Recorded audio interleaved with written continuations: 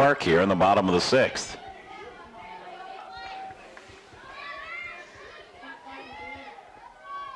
A speed well hit to left.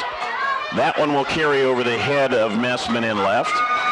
Merritt able to trot in and score. It's an RBI double for Cook. 0 for 2 with a walk.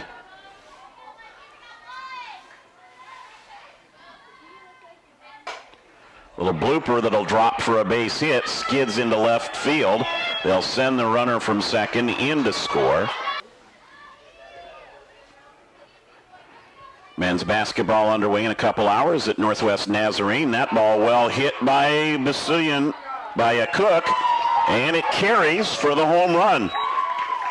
Elena Cook continuing her torrid hitting for the season. Her third home run of the year.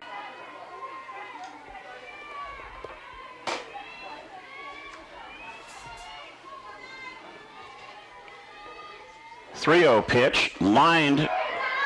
This time they'll get her at second for the double play. Just misses outside on that one. Almost in the same spot, and a 1-1 count.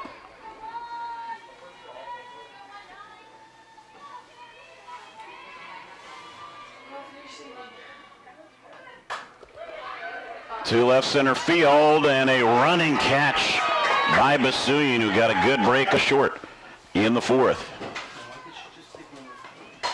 That one well hit down the line. Will it stay fair? It is fair, and it's gone. Her second dinger of the game. A two-run home run by Cook.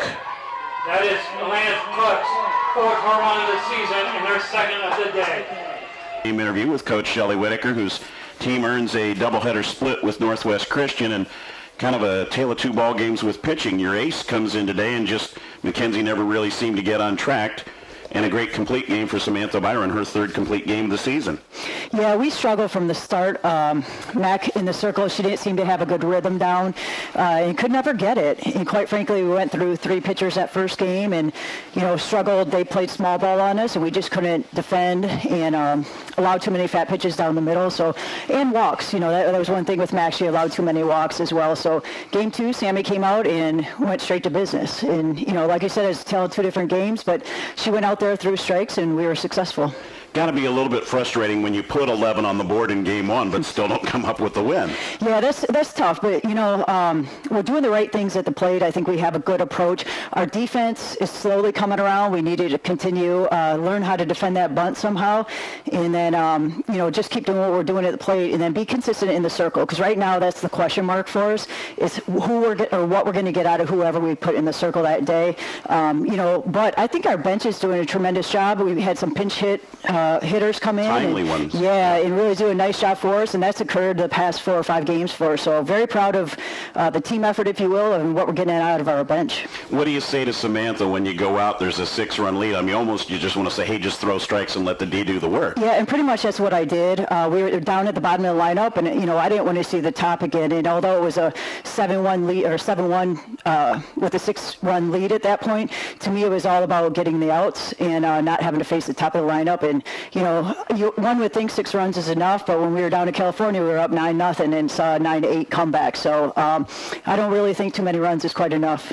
I know you practice in it, but how hard an adjustment was it today to go from that California weather and the situations, the conditions on the road, to some pretty challenging conditions today? Yeah, you know what? This is what we're used to. We're outside practicing 100% of the time. We do have the indoor hitting facility, but this is what we practice in and day out. And with this northwest weather, this is what we get, and we're used to it. And we should have had the advantage, which I thought going into game one, we would have played up and came out a little bit better, but unfortunately we didn't, and we'll just regroup. And, we were able to get the comeback in game two, but we'll see what we can do moving forward. And you come right back for 2 more on Tuesday night now against Pacific. Yeah, and you know what? We took a split with them last year. They got great pitching, so the weather's not real favorable for that day either. I think it's supposed to be upper 30s at best and possible snow, and it's a night game, so we're looking at cold temps for that. The ice is supposed to be all gone by Monday night. It'll be just fine. So. Will you promise us?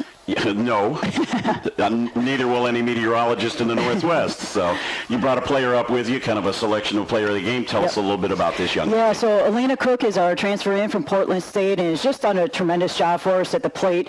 She's started and held down the DP position for us thus far throughout the season. And, we kind of started her down in the lineup, and now she's our leadoff and, quite frankly, doing a tremendous job for us right there. We did have some other play. Macy had a great job for us as well. So they're hitting in the 1 and 2 spot. So at this point, I'm super satisfied with what we're doing at the top of the lineup. Our bottom's starting to come around. We just got to get that middle chunk kind of rolling on at bats. Shed a little more light on that for us from a coaching situation. Is it just performance that has a player work up the lineup as she has? RBI spots for me. A 4 hitters like a 7 where you're going to get a lot of RBI spots.